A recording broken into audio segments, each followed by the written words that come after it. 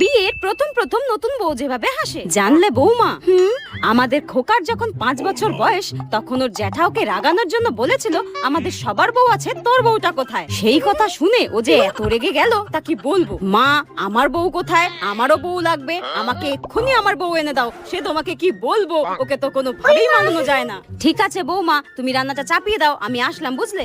ঠিক আছে। 1 বছর পর যেভাবে হাসে। এই বৌমা, শোনো শোনো শোনো। হ্যাঁ বলুন মা। জানো কি হয়েছে? আমাদের পাশের বাড়ির কাকলি ওর বরকে ছেড়ে দিয়ে অন্য লোককে নিয়ে পালিয়েছে। হ্যাঁ, কি বলছেন আপনি এটা? বর ছেড়েই পালিয়েছে? ভূতে টুতে ধরলো নাকি? তারকারা খুশির মতো হাসছে কেন?